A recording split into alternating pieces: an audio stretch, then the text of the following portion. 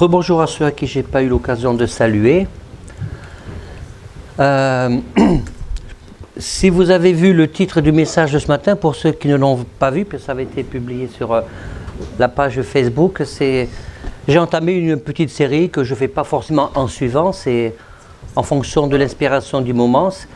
Sur la série, c'est paroles de Jésus qui dérangent. Il y a Jésus qui a dit certaines paroles qui peuvent déranger. Je l'avais déjà abordé sur le fait, quand Jésus a dit la dernière fois, c'est sur notre chaîne YouTube, quand Jésus a dit « Je ne suis pas venu apporter la paix, P-A-X, mais l'épée, dans la famille, etc. » Donc ça avait été expliqué. Et là, c'est lorsque nous voyons des paroles de Jésus, il y a ce mot « Nous sommes des serviteurs inutiles ». J'ai remarqué quelque chose de croustillant et de pertinent. J'ai remarqué que ce soit des chrétiens ou même ceux qui enseignent la parole de Dieu, d'une façon générale, il y a toujours des gens qui ont une facilité incroyable à tirer, vous savez, à juste lire un verset et à le balancer comme ça, à le dire et à le sortir de son contexte sans tenir compte dans quel cadre il a été écrit, à qui, pourquoi, comment, quel était le message, quel était le public visé. Par contre, ce genre de verset, je ne l'ai jamais vu tiré en dehors de son contexte. C'est marrant, hein? Voilà. C'est vrai qu'il y a des choses qui sont difficiles à lire dans la Bible. Alors, il y a deux façons de les entrevoir et de les aborder.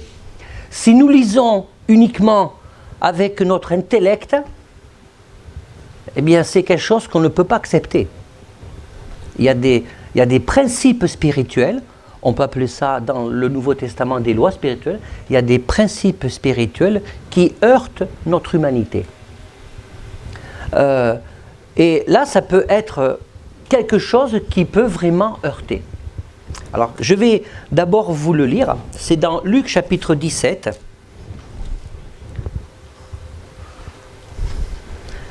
Au verset 7. Là, c'est Jésus qui parle. Si l'un de vous a un esclave qui laboure, qui garde les troupeaux. Alors, juste pour contextualiser, à l'époque, à ce moment-là, c'est pas comme aujourd'hui, hein. Il n'y avait pas les syndicats, il n'y avait pas la convention collective du travail, selon les segments de travail, il n'y avait pas la CGT, la FO, je ne sais pas si ça existe toujours comme syndicat, le syndicat qui est beau, c'est ça, non? Voilà, il n'y avait pas les syndicats, il n'y avait pas de la réglementation, l'inspection du travail, le rapport social et le rapport économique étaient le maître et les esclaves, voilà.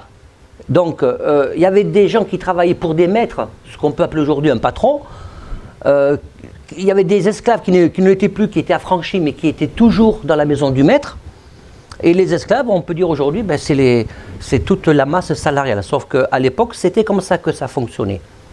Et juste une petite parenthèse, nous voyons bien que Jésus, dans son attitude, dans sa mission, ne s'est pas écarté de sa mission. Il n'est pas venu pour apporter la révolution sociale. Il est venu pour mourir pour nos péchés.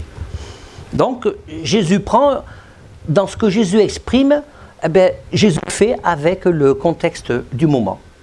C'est pour ça, il dit, si un esclave qui laboure ou garde les troupeaux, lui dira-t-il à son retour des champs, viens tout de suite te mettre à table. Ne lui dira-t-il pas au contraire, prépare-moi à souper, ajuste ta tenue pour me servir jusqu'à ce que j'ai mangé et bu.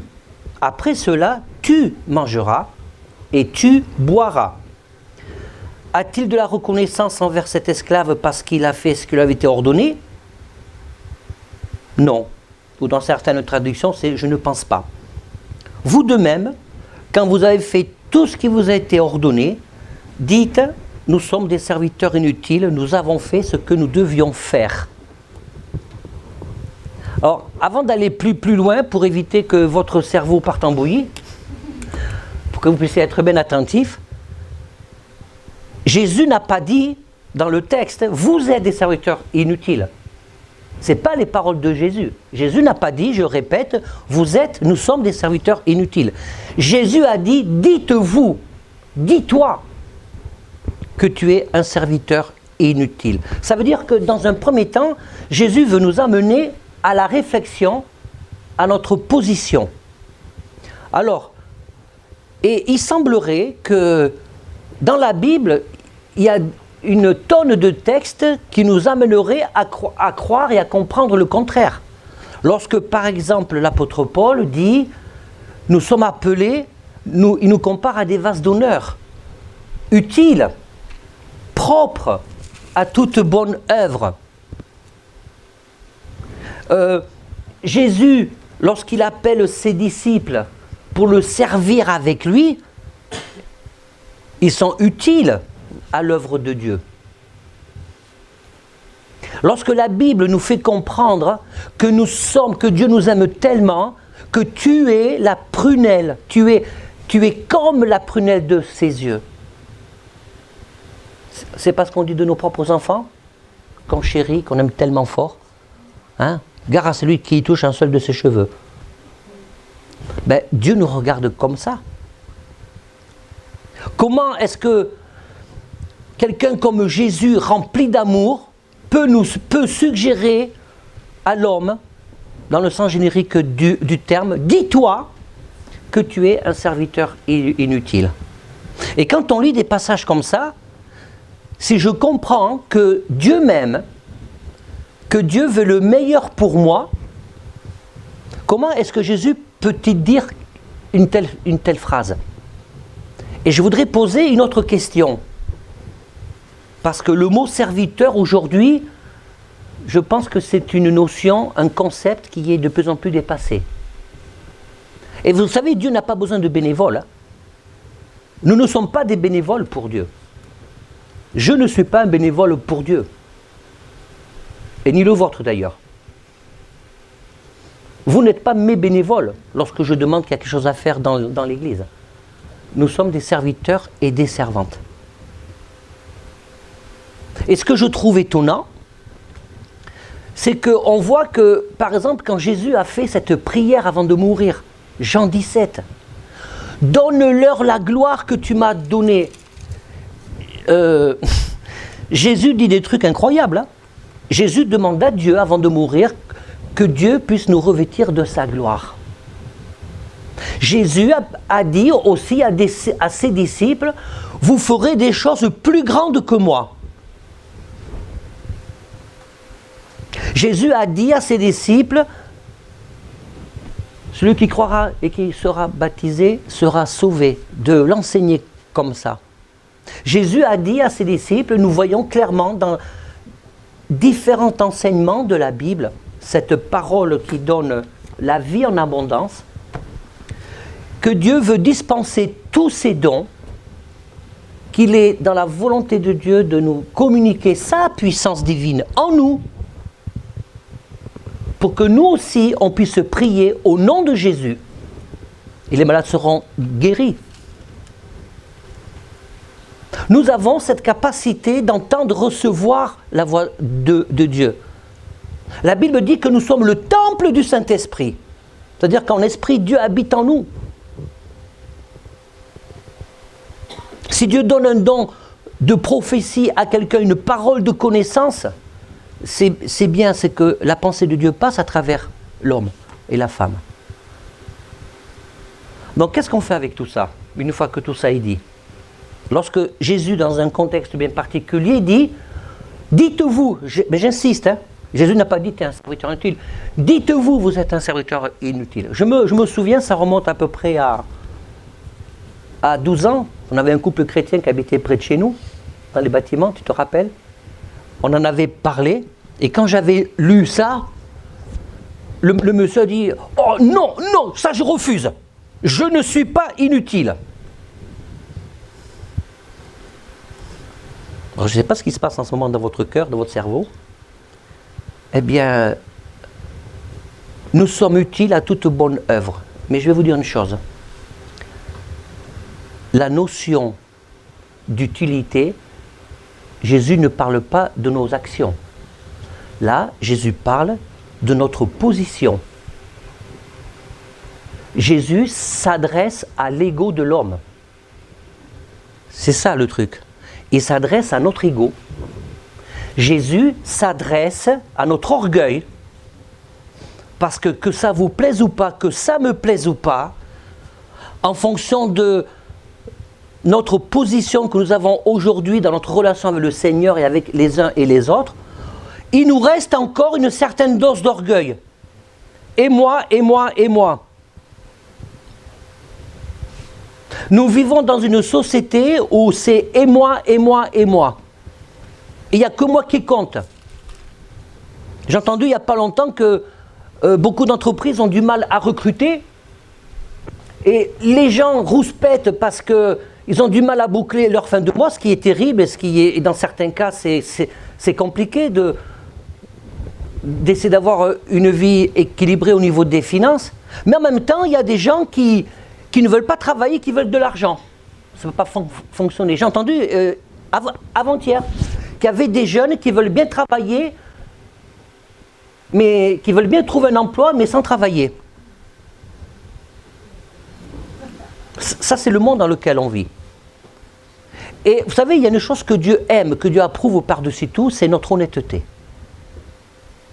Et quand Jésus dit, dites-vous, nous sommes des serviteurs inutiles, il le dit dans un contexte bien particulier, parce que si on reprend avant, Jésus donne une série d'enseignements.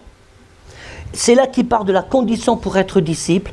C'est là qu'il parle de la fameuse parabole de la brebis perdue, de celui qui a laissé 99 brebis en sécurité pour aller chercher celle qui était perdue. C'est aussi dans ce contexte-là où il parle de la parabole du fils prodigue. Et vous vous rappelez, lorsque le fils prodigue, quand il est revenu, après avoir dépensé tout l'héritage du père, après avoir été tombé très bas, celui qui était resté, qui avait été fidèle, qui n'avait pas cramé la caisse, ça vous rappelle l'expression cramer la caisse, qui n'avait pas cramé la caisse du père, s'est mis en colère parce que le père l'a accueilli. Le père l'a accueilli. Malgré sa descente aux enfers au niveau du péché, le père l'a accueilli.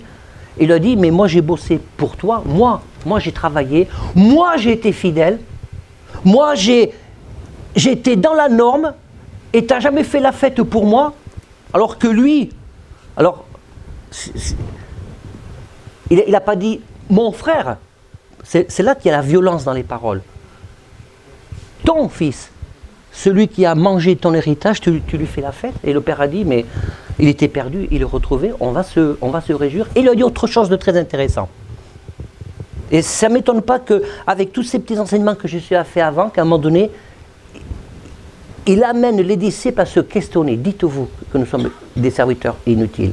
Et le père a dit, mais en fait, tout ce que j'ai est à toi. Rien ne t'empêchait de tuer le veau gras, d'inviter tes copains et de faire la fête. Tout ce que j'ai est à toi. Pourquoi tu n'as pas pris? Pourquoi tu n'as pas pris?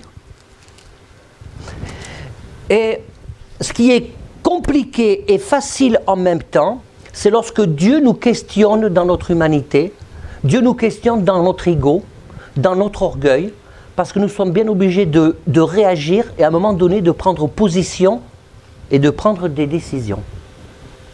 Et je vais le dire tout à l'heure, mais avant d'aller plus loin, je vais vous dire aussi que dans ce que Jésus exprime là, nous voyons véritablement les valeurs de l'Évangile. Parce que nous voyons par exemple dans 1 Corinthiens, l'amour ne cherche pas son propre intérêt. L'amour ne cherche pas son propre intérêt. L'amour de Dieu ne cherche pas son propre intérêt. J'ai été sollicité par des gens que je ne connaissais pas à présider une cérémonie d'obsèques. Et j'avais dit cette phrase, Jésus n'est pas venu apporter une religion, mais une relation.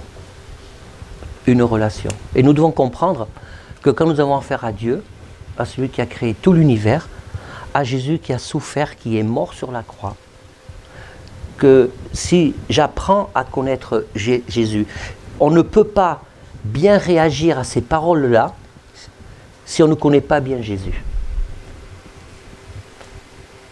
Un exemple. Vous est-il arrivé de dire « Ah ouais, ce qu'il a fait, ou ce qu'elle a fait, c'est vrai, c'était un peu limite, ça ne m'étonne pas. Mais je le connais, je la connais, c'est pas ce qu'elle a voulu dire. Quand on connaît quelqu'un, ou quand on cherche à connaître quelqu'un sans jugement, on fait très attention de ne pas porter des mauvaises intentions. À combien plus forte raison, vraiment je vous en supplie, ne prêtez pas de mauvaises intentions au Seigneur Jésus. Si j'aime Jésus, je vais accepter d'entendre des paroles de sa bouche qui vont me heurter, parce qu'en fait, Jésus nous aime, il a donné sa vie, il s'est sacrifié pour nous. Et lorsque Jésus parle, je m'adresse aussi à ceux qui peut-être sont plus fragiles, se sentent plus fragiles dans la foi en ce moment, ou découvrent la foi, ou ont besoin de redécouvrir la foi tout à nouveau, parce que quand Jésus nous parle, c'est parce qu'il nous veut du bien. Et lorsqu'on veut du bien à quelqu'un, on amène la personne véritablement à se questionner au plus profond de ses entrailles. Il y a aussi un autre principe spirituel dans Philippiens chapitre 2 verset 3. Considérez les autres comme plus importants que vous-même. Considérez les autres comme plus importants, dans certaines traductions, comme au-dessus de vous. Alors là, c'est pareil. On peut avoir deux lectures de ce verset très, très simple et très parlant. Soit je me considère comme une crêpe, comme quelqu'un de sans valeur, parce que j'ai toujours quelqu'un au-dessus de moi. C'est une mauvaise interprétation. Dans la parole de Dieu, lorsque Dieu s'adresse aux hommes, nous devons comprendre qu'il doit y avoir toujours de la réciprocité, parce que Dieu est juste. Vous devez me considérer comme au-dessus de vous-même. C'est bon? Ça vous va? Parce que vous êtes gentil. Mais c'est vrai en plus. Mais si je m'arrête là, ça serait de la manipulation, ça serait de la maltraitance spirituelle. Parce que je dois m'imposer, j'ai le devoir, l'obligation la plus absolue de vous considérer comme au-dessus de moi. Et en fait, s'il y a cette réciprocité, l'équilibre est rétabli. Ça veut dire qu'en fait, nous nous regardons comme des vis-à-vis.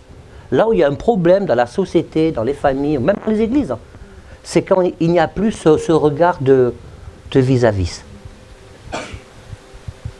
Et là où c'est compliqué, c'est quand je refuse que l'autre me considère, je refuse de considérer l'autre comme au-dessus de moi-même, parce que je suis au-dessus, mais déjà, j'ai la connaissance, j'ai des qualités, etc. Dans ce que Jésus a dit, dites-vous que nous sommes des serviteurs inutiles, cela me ramène à une autre tranche d'histoire dans sa vie, lorsque Jésus a renvoyé les disciples en leur disant « Allez, vous avez ma puissance ». Il leur a donné sa puissance. Et peu de temps après, les disciples sont revenus gonflés à bloc. Il leur manquait plus que la cape et de partir comme ça. Gonflés à bloc. « Seigneur, ça a marché !» Donc c'est super, ils ont eu la foi. Ça a marché. On a prié pour les malades, ils ont été guéris comme toi tu fais. On a chassé les démons comme toi tu fais. Les gens ont été touchés par nos paroles comme ils ont été touchés par les tiennes. Et qu'a répondu Jésus? Bravo, vous avez été efficace, vous avez eu un super leadership. Vous avez bien travaillé, vous avez tout compris, vous êtes rentrés maintenant dans la puissance de Dieu. Il n'a pas dit ça. Il les a calmés. Il ne leur a rien dit. Ça peut paraître quand même, Seigneur, c'est pas sympa. J'ai besoin d'être encouragé. Hein. J'ai besoin d'être encouragé, Seigneur. Il leur a répondu. Enfin, je le fais avec. Il n'a pas fait ça, c'est pas écrit dans la Bible. Mais j'imagine bien. Parce que Jésus était humain, n'oubliez pas. D'accord? Il n'était pas celui qui flottait dans les airs. Jésus était humain. Et la façon dont c'est retraduit, c'est réjouissez-vous plutôt de ce que votre nom est inscrit dans le livre de vie. Ça veut dire que c'est un recadrage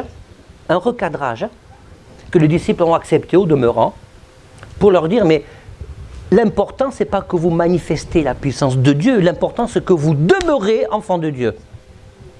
Parce que l'enjeu, il est éternel, il est spirituel. Et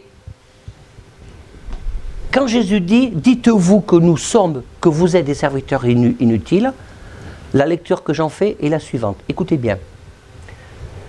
C'est un antidote à l'orgueil. D'accord? C'est un antidote à l'orgueil. Et moi, je vois ça comme un avantage. Vous savez, en tant qu'enfant de Dieu, lorsque je confesse que Jésus est mon Maître et Seigneur, ne me réponds pas, réponds dans ton cœur. Est-ce qu'aujourd'hui, là, maintenant, 11h49 de l'an de grâce, dimanche, 23 juillet, on est le 23 ? Le 24 ? Bon, oui, on est le 24. 24 juillet de l'an de grâce 2022, 11h49, est-ce que tu peux dire là, maintenant, je suis enfant de Dieu. Si je meurs en sortant d'ici, j'ai l'assurance de la vie éternelle. Il est là l'enjeu. Et pour nous maintenir dans cette position, le Seigneur, il a besoin de toquer à la porte de notre cœur pour questionner notre humanité. J'aime beaucoup cette parole de ce pasteur, je m'en souviens plus le nom, qui disait ça fait 50 ans que je prêche l'évangile. 50 ans de lecture, 50 ans d'études, 50 ans de prédication, j'en ai pas fait le tour. J'en ai pas fait le tour. Si tu dis dans ton cœur, oui c'est bon, je connais, ben tu connais rien. Parce que la parole de Dieu, elle est insondable. Elle est tellement profonde que même dans ce que tu connais intellectuellement, il y a encore des choses à découvrir. Nous devons comprendre que quand Jésus s'adresse à nous, il s'adresse à notre humanité. Parce qu'il veut que nous puissions trouver une disposition de cœur, parce qu'il veut travailler avec nous. Il y a aussi cette autre notion que le Seigneur veut nous faire comprendre. Quand il dit « dites-vous que nous sommes inutiles », c'est pas quelque chose pour nous déprécier. C'est parce que Jésus veut travailler avec nous. Je suis sûr qu'à ma place, un ange aurait mieux fait l'affaire. Sans aucun doute. Sans aucun doute. Mais c'est pas ce que Dieu veut. Dieu prend plaisir à se servir de chacun d'entre nous pour qu'on puisse se faire du bien mutuellement. Et c'est parce qu'aussi c'est le Seigneur, pour qu'il puisse travailler avec nous, il désire que nous restions à notre place. Je disais à quelqu'un il n'y a pas longtemps, c'était pas un chrétien, on discutait de choses de la société, et je disais, mais pour qu'une société puisse bien fonctionner, il faut que chacun reste à sa place. Il faut que chacun reste à sa place et fasse son boulot qui lui est imparti pour le bien commun de la société. Et c'est pareil dans l'Église. Que les ministres des cultes, on appelle ça comme ça, restent dans le domaine de la foi, ne fassent pas de politique. Que les politiques s'occupent de politique. Ainsi de suite, etc. Que chacun reste à sa place. Mais l'orgueil humain fait qu'on veut toujours faire mieux que l'autre. Et souvent, j'ai remarqué que les gens veulent faire mieux que l'autre alors qu'ils ne sont pas compétents. Moi, si j'étais à sa place, oui, mais tu ne l'es pas. Nous sommes dans une société où plus ça va être compliqué de prendre, que les gens assument vraiment leurs responsabilités. J'ai un collègue de travail, parce que j'ai une activité professionnelle, qui souvent était un peu, qui râlait par rapport à la politique, par rapport aux élections, qui n'était pas content de tout ce qui était mis en place, le gouvernement, etc. Puis je lui ai posé comme ça cette question, sans préméditation aucune. T'as voté? Il me dit non. Moi je lui ai dit, bah tais-toi. Non, j'ai pas dit tais-toi, je dis ferme-la, mais c'est pas méchant, on se connaît très bien.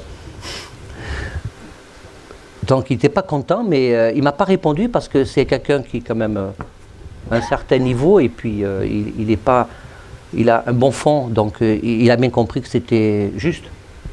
Tu n'as pas voté, tais-toi. Tu veux obtenir quelque chose du Seigneur, tu as prié, tu n'as pas prié, ben, comment veux-tu obtenir? Tu veux grandir dans la foi et tu demandes des choses en doutant, ne t'étonne pas si tu ne reçois pas. Jacques dit, celui qui demande quelque chose sans avoir la foi, qui demande pour demander. Ce n'est pas parce que tu pries que Dieu va t'écouter. Jésus a fait mention plusieurs fois de gens qui priaient. La prière en elle-même n'est pas forcément un acte religieux ou un acte spirituel, si elle n'est pas faite en fonction de la manière qui permet à Dieu d'écouter et d'agir. Et Jacques disait par exemple, si tu pries et que tu doutes, ne serait-ce qu'un peu de ce que tu vas recevoir, n'espère même pas le recevoir dans ce que tu as demandé. Ça, c'est clair. Et il donne un exemple. C'est une folie de demander quelque chose à Dieu et de douter. C'est une folie. C'est comme si quelqu'un se regardait dans un miroir. Vous êtes regardés tous dans un miroir ce matin? Je pense que oui. Sauf si peut-être des fois on a la bourre, on se lave comme un chat à l'arrache, hop, on s'arrange un peu et puis on part. Mais imaginez, vous êtes dans la voiture en venant au culte ce matin, vous vous êtes pomponné, vous êtes regardé dans le miroir et vous vous dites, mince, je ne me rappelle plus à quoi je ressemble. Si quelqu'un vous dit, oh, je ne me rappelle plus à quoi je ressemble, je dis, oh là, il y a un souci, il y a un truc qui ne marche pas bien là. Ben c'est la comparaison que fait Jacques. Et tout à l'heure, je vous ai dit qu'il est dans la volonté de Dieu de nous communiquer sa puissance. Et je voudrais poser une autre question. Parce que lorsque nous marchons avec Dieu, lorsque Dieu veut travailler avec nous, lorsque Dieu veut vivre avec nous, Dieu s'installe sur du très long terme. Puisqu'on parle d'éternité. Ce n'est pas sur du court terme. Nous devons apprendre, si nous sommes le temple du Saint-Esprit, si je crois que je suis le temple du Saint-Esprit, je dois apprendre à gérer cette puissance que Dieu met à ma disposition. Parce qu'il n'est pas question pour Dieu que nous puissions dire « J'ai prié pour quelqu'un, Dieu a répondu à ma prière, il y a eu une guérison, j'ai prêché l'évangile, les gens ont été touchés, donc je... paf !» Vous savez pourquoi je souris? Je suis en train de penser à Louis de Funès. À vous aussi? À Louis de Funès. Il a gonflé, on fait paf! Voilà. Bon, comme c'est filmé, si ce n'était pas filmé, je vous aurais fait les mimiques, les grimaces et tout. La prochaine fois. Voilà. Je ne peux pas résister quand mon fils me demande de faire l'andouille.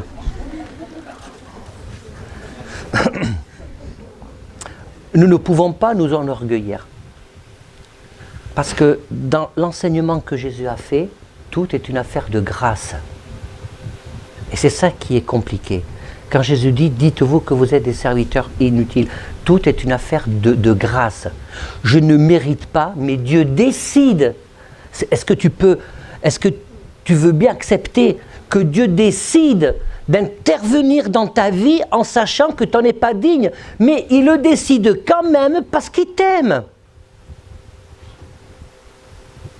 Alors soit tu l'acceptes et tu repars comme tu es venu et tu passes à côté, soit tu dis je vais mettre mon ego de côté, mes préférences de côté, ma mentalité de côté.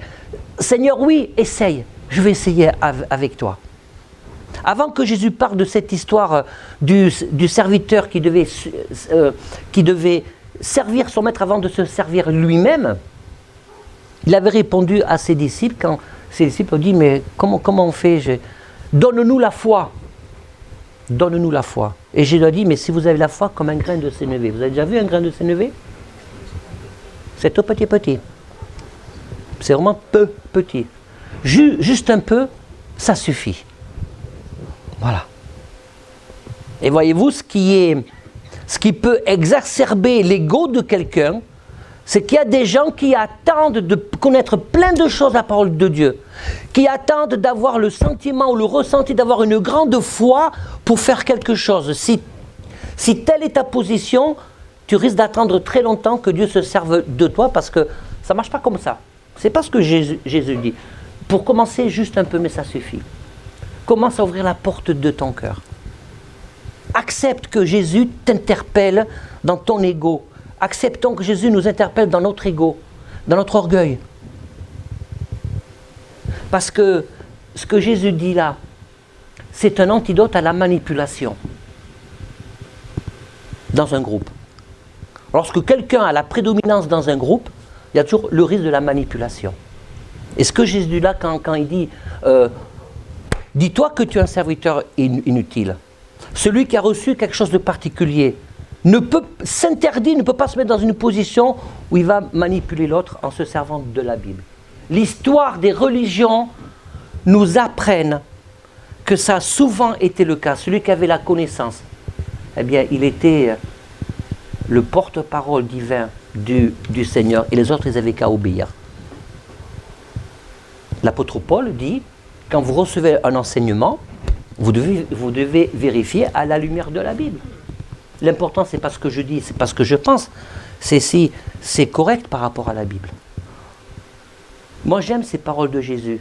Et quand Jésus dit « Dis-toi, Paul Brandao, que tu es un serviteur et inutile », ça m'aide à me maintenir à ma place. Parce que je sais que si je me maintiens à ma place, j'ai une position que Dieu approuve. Et si j'ai une position que Dieu approuve, j'ai toutes les chances que le Seigneur continue d'investir ma vie, mes pensées, ma façon d'être. Parce que Dieu, il est fidèle à sa parole. Dieu désire notre bien-être. Dieu désire notre épanouissement moral, spirituel, intellectuel, mais pas n'importe quel prix. Parce que Dieu désire avant tout être glorifié lui-même. Et c'est pour ça qu'il y a eu ce petit débat de foi, parce qu'il y a un autre principe spirituel. Écoutez bien, c'est que quand je marche avec Dieu, je vais d'abord, avant de penser à mes propres intérêts, à mes préférences, je vais d'abord penser à ce que Dieu attend de moi. Comme le serviteur, avant qu'il mange, il a servi son maître.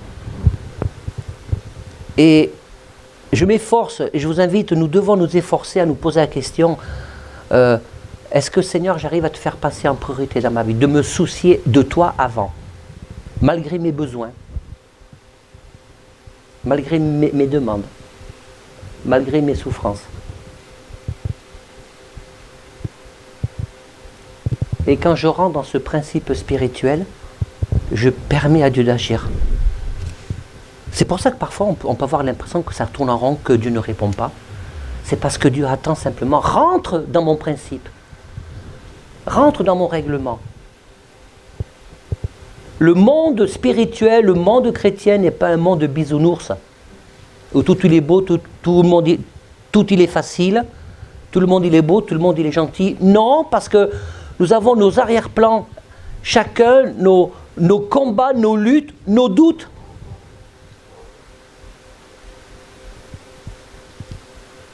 Tout à l'heure, j'ai parlé de doute. Eh bien, la grâce de Dieu, l'amour de Dieu pour toi, fait que si tu sens que tu as un doute, ben dis-le, Seigneur, pardon. J'ai un doute, je veux revenir à toi. Je veux progresser, Seigneur. C'est ce même Jésus qui dit qu'il n'éteint pas le... La Bible nous dit qu'il n'éteint pas le lumignon qui fume encore. Il ne casse pas le roseau qui est brisé, qui est courbé. Et si nous voulons avancer avec le Seigneur, nous devons accepter que Jésus s'adresse pas uniquement à notre intellect, mais à notre moi, à ton moi, à toi, à ce que tu es vraiment. Et si je le laisse faire, il y a une autre vérité profonde et incommensurable, c'est que si je rentre dans ce processus, si j'accepte de chercher à comprendre, eh bien, il y a quelque chose qui va se passer, c'est que je vais commencer à ouvrir mon cœur. Si tu ouvres ton cœur vraiment au Seigneur, si tu décides de changer de position ou de corriger ta trajectoire, le Seigneur va te donner la vie en abondance qui vient de sa parole. Vous avez déjà vu des écluses? Hein, c'est sympa, on a eu l'occasion. La porte elle s'ouvre comme ça. Parce que là, on part en l'air. Ça s'ouvre doucement comme ça. Puis l'eau doucement coule, monte. Voilà. j'ai cette image. C'est comme ça que le Seigneur fait. Commence à ouvrir ton cœur tout doucement. Tu vas voir, ça va bien fonctionner. Et je vais terminer. Quand Jésus parle du mot inutile, le mot grec, c'est le mot akreios. Il a 3 significations. Il veut dire inutile, il veut dire bon à rien, et il veut dire sans profit. Sans profit. Donc vous comprenez bien que comme la Bible a été écrite en grec, il y a plusieurs mots qui ont la même signification, qui sont placés dans des contextes. Voilà. C'est comme le mot soumission, il a 8 significations. Le mot soumission, c'est la soumission militaire, mais il y a aussi cette, je fais une parenthèse, c'est aussi cette soumission sur l'amour, sur le respect, sur être des facilitateurs, c'est un acte de soumission, voilà. Et voyez, donc, ça sera un autre sujet que je prépare pour plus tard, mais donc, il y a plusieurs significations. Donc, il est évident, si nous connaissons Jésus, que Jésus ne nous dit pas « Dites-vous bien que vous êtes des bons à rien ». Vous croyez que Jésus le dit, ça? C'est pas ça. Il ne dit pas, Jésus, « Dites-vous bien, nous sommes bons à rien ». Parce qu'il se renierait par rapport à sa parole. La parole de Dieu ne peut pas se contredire contre elle-même. Puisque nous sommes appelés à être des vases d'honneur, utiles. Et Jésus ne parle pas de l'action, il parle de l'être. Il s'adresse à notre être. Ce n'est pas la fonction qui fait l'être, c'est l'être qui fait la fonction. Donc, c'est comme si Jésus disait, dites-vous bien, vous êtes des gens sans profit. Voilà, sans profit.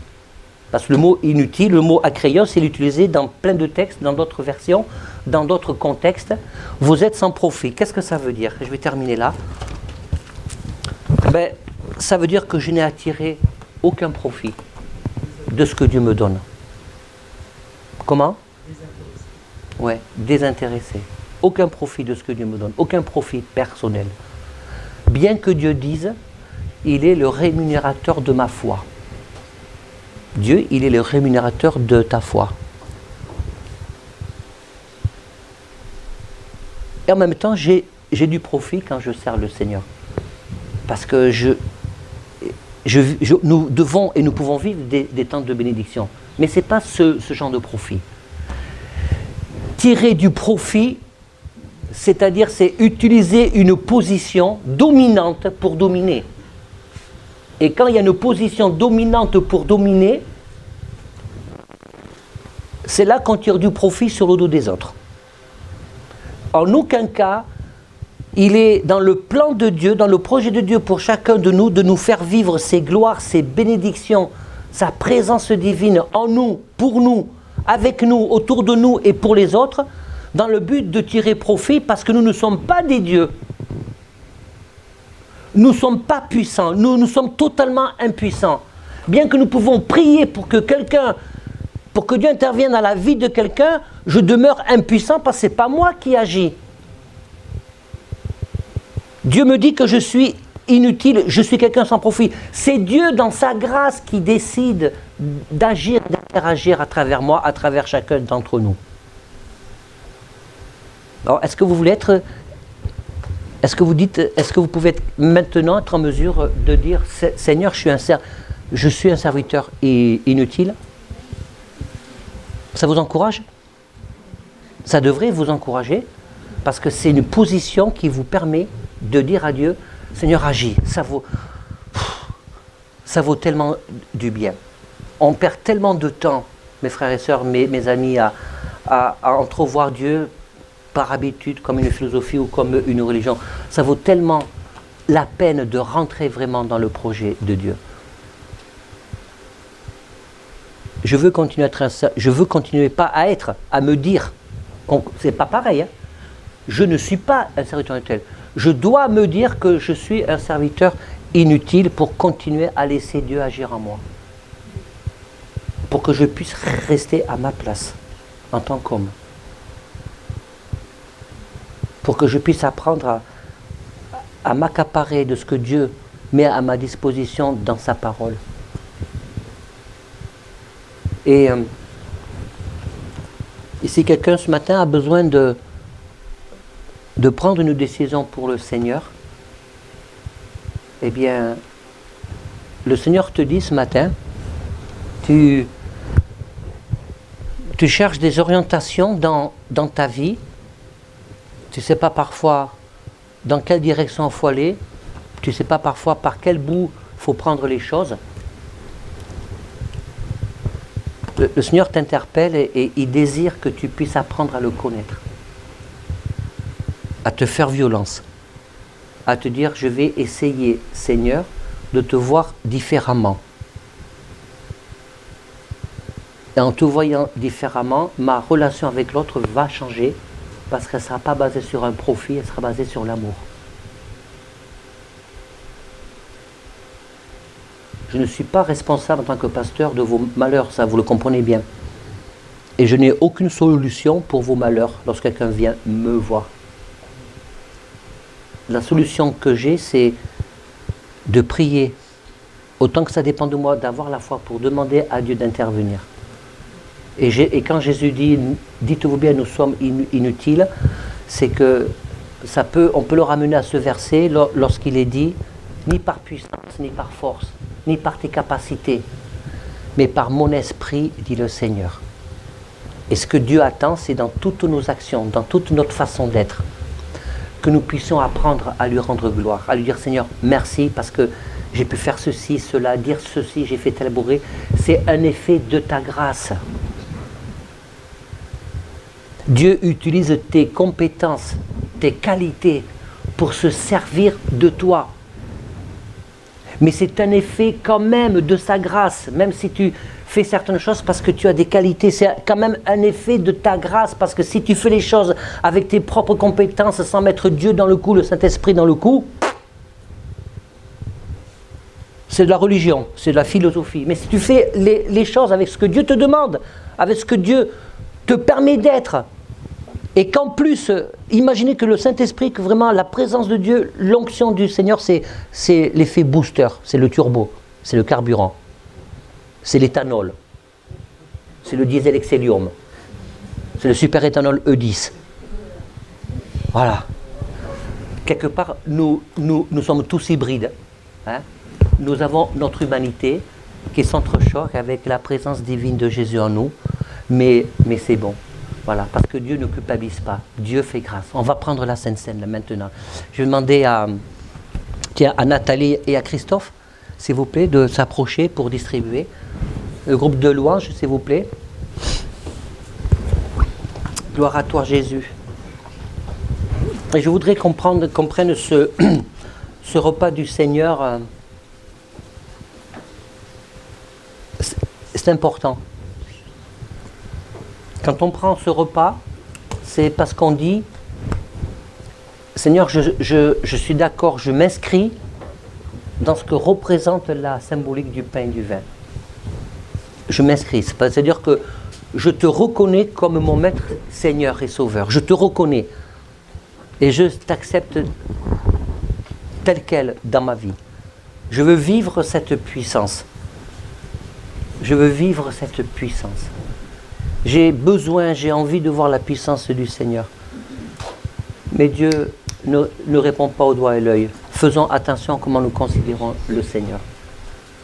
Et voyez, dans cet équilibre, pendant que je vous demande de réfléchir, moi quand je lis des paroles comme ça, si je comprends que Dieu s'adresse à mon orgueil, à mon ego, c'est parce que je comprends qu'il veut se manifester. Alors, vas-y Seigneur. Est-ce que tu es capable de dire, adresse-toi à mon orgueil, à mon ego, quand tu veux? Parce que je sais que tu es doux, Seigneur. Tout ce qui vient de la parole de Dieu, c'est de la douceur. Dieu ne nous prend pas la Bible et ne nous tape pas comme ça sur la tête. C'est de la douceur. Gloire à toi, Jésus. Seigneur Jésus, merci pour ces moments. Tu es bon, Seigneur, tu es merveilleux.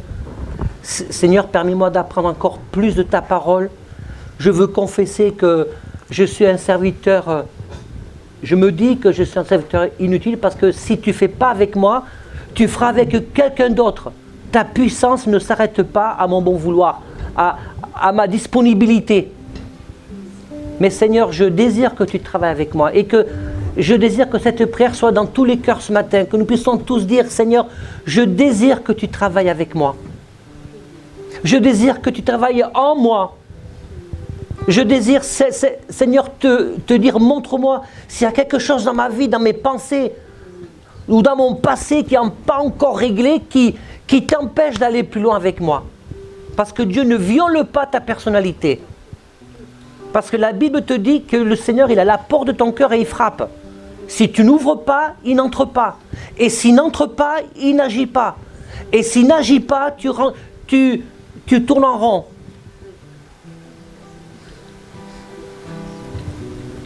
Seigneur, que ton amour se déverse là maintenant. Que celui qui te dit dans le secret de son cœur, oui, que ton amour se déverse. Amen.